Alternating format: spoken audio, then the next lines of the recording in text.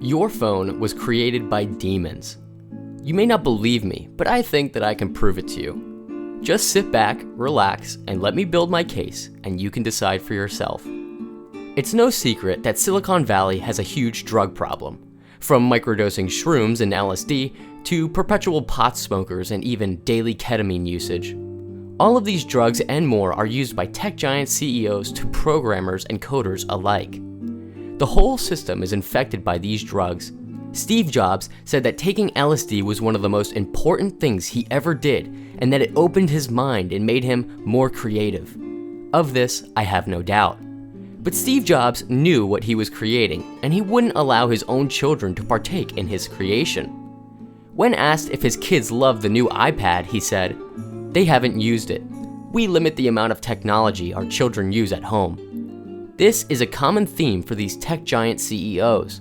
They heavily limit or straight up prohibit their own children from using the tech that they themselves create. So we have to ask why.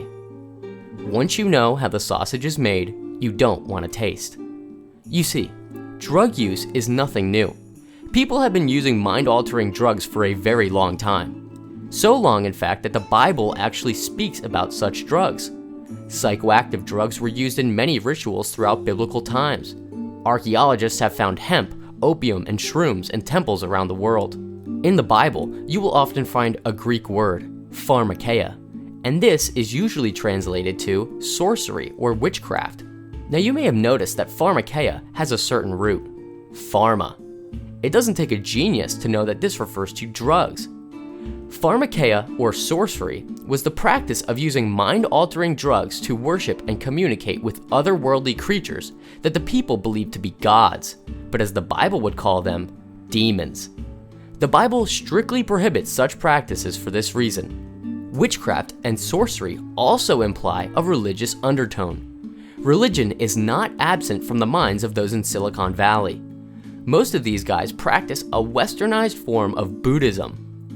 If you're unsure of what that is, think of guys like Alan Watts and Eastern mysticism. It's just an overly psychologized version of spirituality mixed in with drug usage. In reality, it's just meditating and connecting with demons while on LSD. Steve Jobs is a prime example of this. But Christianity has always held that other religions are merely demon worship in disguise. 2nd century Christian convert Justin Martyr dabbled in various pagan worship practices. After his conversion to Christianity, he blatantly called all pagan religions demon worship. 20th century former pagan that studied under Alan Watts, Seraphim Rose, says essentially the same thing. Mixing demon worship with drug usage is a great way to be influenced by evil spiritual forces.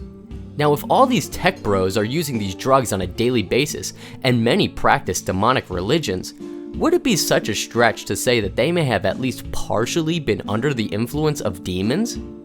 It may not be intended, but it doesn't mean it's not happening. I've heard many testimonies from those who use psychedelics that testify that they felt an evil presence during their trips. Christians I know that have come to Christ after years of using these substances all attest that these drugs open you up to demonic forces. Testimonies of groups of people taking DMT and all interacting with the same beings at the same time should indicate that it's not just in their own minds or imagination, but it's real and they're interacting with spiritual forces that actually exist and is communicating with them. I could go on with many more testimonies, but I believe that there is even stronger proof in my next point. The Bible often says that you will know if something is good by the fruit that is produced by it. When you look at the fruit of smartphones and iPads in the lives of those who use them, you'll see some very strong correlations. Let's look at a case study. iPad kids. You may have seen such children. They constantly have a screen in front of their faces and usually have large headphones on as well. Their parents have used these devices to entertain their kids perpetually so they don't have to raise them themselves. When the child acts up, they hand them a screen. When the child is bored, they give them a phone. It's a quick fix and it works, but not without consequences.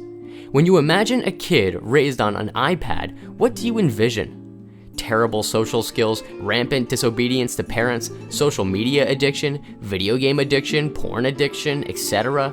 The list could go on. These are what the Bible would call bad fruit. Now let's back up a little and just look at Gen Z. Not specifically iPad kids, but the generation as a whole. These are all kids that were raised with iPhones and essentially unfettered access to technology and the internet. What do we see in this generation? Depression rates are skyrocketing, suicide through the roof, massive anxiety level spikes, mental instability, insecurity and loss of identity, inability to focus, and attention spans at all-time lows, reports of feeling utterly alone even though they're more connected with others than ever. The list could go on forever, it seems. It's impossible to deny that these phones are having a net negative effect on this generation. The kids know that their phones are hurting them too. Just ask them. The problem is they're addicted to it and they can't break free. The fruits are bad, and that indicates that the tree from which they came is bad too. I won't deny that technology has improved certain aspects of life for people, but does it outweigh the negatives? I'm not so sure. And this is why the tech CEOs don't let their kids use the tech that they themselves created. They know its origin, they know what the tech is designed to do, they know what effect it will have on their own children, and this is why they don't let them use it. They're more than happy to profit on the destruction of your children. This is how demonic forces operate. They seek to kill and destroy. I want you to take a moment and consider what you observe around you. How does your phone impact your own life and the lives of your friends and family? Do you see good fruit or bad fruit? When you finally see what's happening around you and what may even be happening to you, you have to consider what you are going to do to protect yourself and your family. If you have allowed technology to rule you, it's time to repent and begin fighting back against the evil force that lives in your pocket. It may be time to heavily limit the usage of technology in your own home. Limit screen times, replace your iPhone with a flip phone, set limitations on what apps can be used, or anything else that would help you to overcome the addiction that is sapping you of your life. I will expound further on this topic in future videos. This has been part 1 of a small series I will be doing on technology and its impact on the world. If you would like to see the rest of this series, feel free to subscribe and let me know if you think I'm right here in the comments. I'd be glad to discuss the topic further with you. Thanks for watching.